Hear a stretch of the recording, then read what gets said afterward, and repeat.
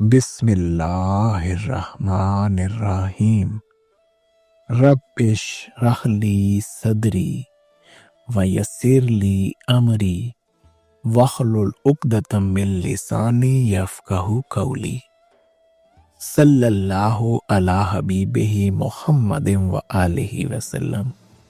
السلام علیکم ارباب سلوک، امید کرتا ہوں آپ خیریت و عافیت سے ہوں گے۔ آج کا ہمارا موضوع ارباب سلوک کے لیے بہت ہی اہم اور خاص ترین موضوع ہے، کیونکہ راہ سلوک پہ چلنے والا، اللہ کی راہ کے اوپر سفر کرنے والے کی مقصدیت اللہ کا قرب ہوتا ہے، وہ اللہ کے قرب کا متلاشی ہوتا ہے، اور قرب الہی، اللہ کا قرب اس وقت تک نصیب ہی نہیں ہوتا جب تک انسان روح کی اپنی اصل حقیقت تک نہ پہنچ جائے۔ آج کا جو ہمارا موضوع ہے وہ یہ ہے کہ اپنی روحانیت کو کیسے کامل کیا جائے تاکہ انسان اللہ کا قرب پا سکے، یا اپنی روح کو کیسے ان لائٹ کیا جائے، روشن کیا جائے، بالیدہ کیا جائے۔ اور اسی موضوع میں انشاءاللہ انرجیز کے معاملات کے اوپر بھی بات کی جائے گی۔ احباب، یہ بات ہم کیوں کر رہے ہیں؟ دور حاضر روحانیت کی موت کا دور ہے، اور حب دنیا، دنیا کی محبت دور حاضر میں اپنے پورے عروج پر ہے۔ ہر شخص مادیت پرستی پر مائل ہے، یعنی ہم سب ہی اس مادی دنیا کی محبت میں گرفتار ہیں، اور مادی دنیا میں سب کچھ لذات اور خواہشات پر مبنی ہے۔ ہم ہر اس چیز سے ہی محبت کرتے ہیں جو ہمارے اس مادی وجود، اس ظاہری وجود کو خوش کرے۔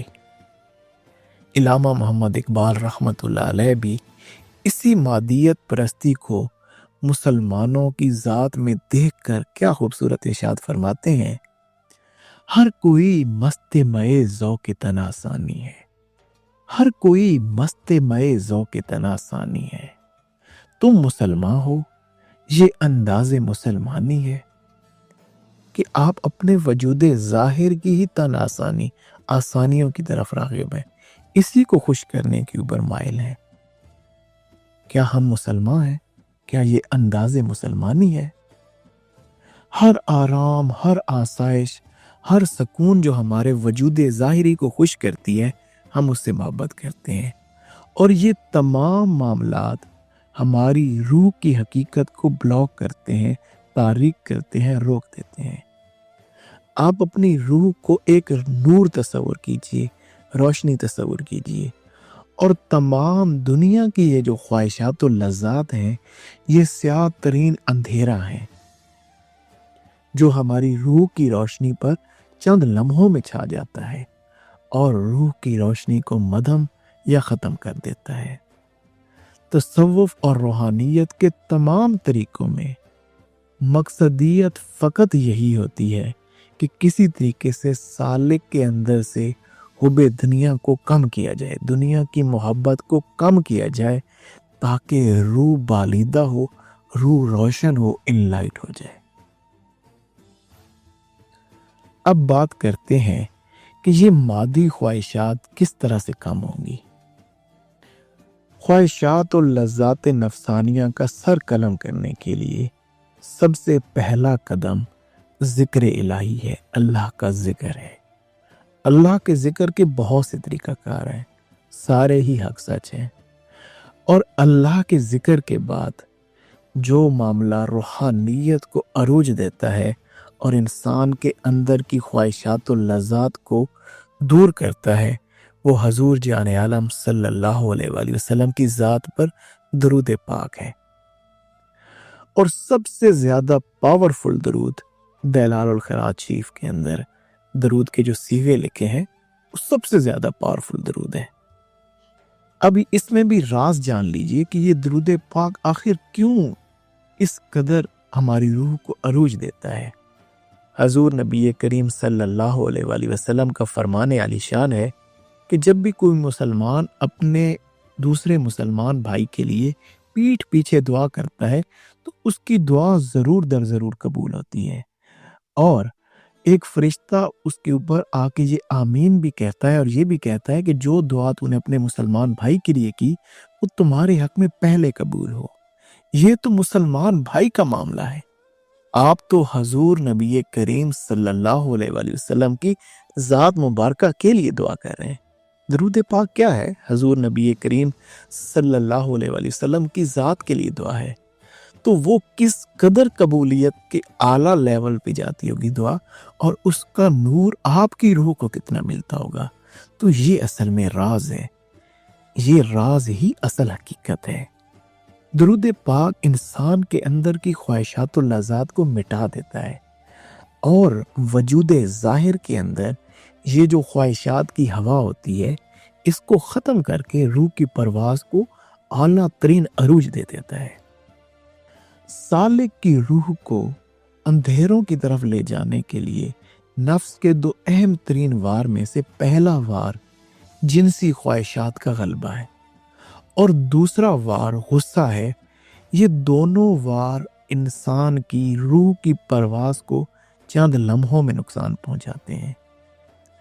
اگر طبیعت کے اوپر جنسی خواہشات کا غلبہ ہو یا غصے کے معاملات ابھر آئیں تو فوراً سے ذکر الہی کی طرف رجوع کیا جائے۔ جیسا بھی طریقہ آپ کو اللہ والوں نے سمجھایا ہو اسی طریقے سے ذکر الہی کیا جائے، اور پھر دوسرا معاملہ کہ حضور جان عالم صلی اللہ علیہ وآلہ وسلم کی ذات مبارکہ پر درود پاک پڑھا جائے۔ حضور جان عالم صلی اللہ علیہ وآلہ وسلم کا فرمان علی شان ہے کہ ذکر الہی کی جو محفلیں ہیں یہ جنت کے حلقے یا باغ ہیں۔ اب جنت کیا ہے؟ یہ ملائکہ فرشتوں سے آراستہ ہے، اور فرشتوں کو اللہ سبحانہ تعالیٰ نے نور کی تلواریں عطا کی ہوتی ہیں۔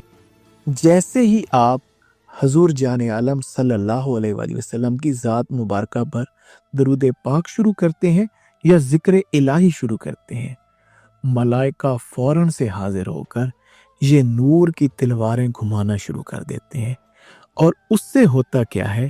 نفس کی تاریکی اور جو خواہشات و لذات کا جو غلبہ ہوتا ہے اس تمام کا سر قلم ہو جاتا ہے اور انسان کے اندر نور آ جاتا ہے اور روح دوبارہ سے انلائٹ ہو جاتی ہے۔ احباب، ہم نے ایک 11 روزہ ذکر الہی کا سلسلہ شروع کیا ہوا ہے۔ آپ تمام احباب کو پہلے بھی دعوت دی جا چکی ہے کہ آپ ہمارے ساتھ مل کے اللہ کا ذکر کریں اور اپنے اندر کی خواہشات و لذات کو مٹا کر اپنی روح کو بالیدہ کریں، انلائٹ کریں۔ میں ساتھ ہی اس ویڈیو کے لنک کے اندر گروپ کا لنک بھی دے دوں گا، انشاءاللہ تعالیٰ کمنٹ سیکشن میں بھی مینشن کر دوں گا وہ گروپ، تو آپ اس کو جوائن کریں اور ہمارے ساتھ کوشش کریں کہ اس طریقہ میں شامل ہوں۔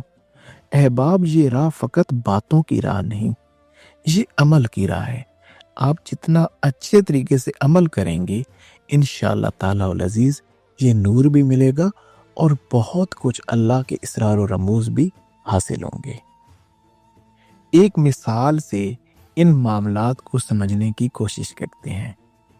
ہمارا وجود ظاہر ایک بس کی مانند ہے، اور اس بس کو ڈرائیو کرنے والا یا تو ہماری روح ہوگی یا پھر ہمارا نفس ہوگا، اور یہ بس اس دنیا کی قید میں سے اس دنیا کی سڑک پر سے گزر رہی ہے۔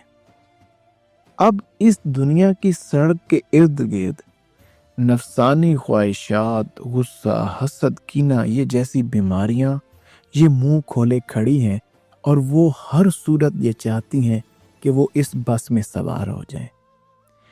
اگر تو ہماری بس کو ڈرائیو کرنے والی ہماری روح ہوگی تو یہ کبھی بھی ایسے معاملات کو بس میں سوار نہیں ہونے دے گی، لیکن اگر ہمارا نفس طاقت میں آ جائے گا یا ہماری روح سے کوئی غلطی ہوگی اور وہ کہیں کھڑی ہو جائے گی ایسے سواریوں کے پاس جو نفسانی خواہشات، غصہ اور اس طرح کے معاملات ہیں، تو اگر وہ بس میں سوار ہو گئے تو پھر آپ کی بس ہائی جیک ہو جائے گی، اور اس کو ڈرائیو کرنے والا پھر آپ کا نفس ہوگا، اور پھر آپ کی نفسانی خواہشات اور دوسری بیماریاں آپ پر اس قدر غلبہ پا لیں گی کہ آپ کسی صورت بھی ان سے بچ نہیں سکیں گے۔ حضور جان عالم صلی اللہ علیہ وآلہ وسلم کا فرمان علی شان ہے، دنیا مومن کا قید خانہ اور کافر کی جنت ہے۔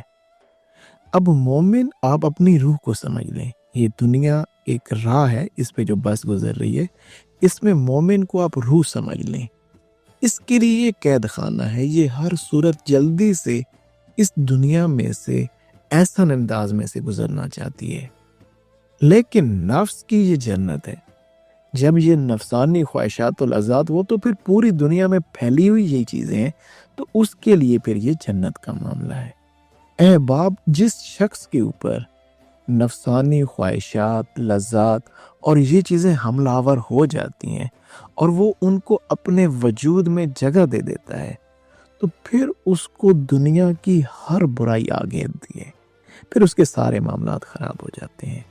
لہٰذا ہم نے اپنی روح کو غلبہ دینا ہے تاکہ ہماری بس کو ڈرائیو کرنے والی ہماری روح ہو، اور روح تبھی آپ اس کو یہ سٹیئرنگ دے سکتے ہیں اپنی بس کا، جب آپ ذکر الہی کریں گے، جب آپ حضور جان عالم صلی اللہ علیہ وآلہ وسلم پر درود پاک پڑھیں گے، اللہ کا نور اپنی روح میں فقط اللہ کی ذات کے لیے سمیٹیں گے، تو انشاءاللہ آپ بہت احسن انداز میں اس دنیا کا سفر کرتے ہوئے اپنی اصل منزل کو پہنچیں گے۔ اللہ سبحانہ تعالیٰ ہمیں ان تمام باتوں کو احسن انداز میں سمجھ کر ان پر عمل پیرا ہونے کی توفیق عنایت فرمائے۔ اچھی بات کو سن کر دوسروں تک پہنچا دینا بہترین صدقہ جاری ہے۔ ہو سکتا ہے آپ جس تک پہنچائیں وہ آپ سے زیادہ اچھے انداز میں عمل کر لے، اور اس کی برکت اور نور آپ کو بھی مل جائے۔ السلام علیکم۔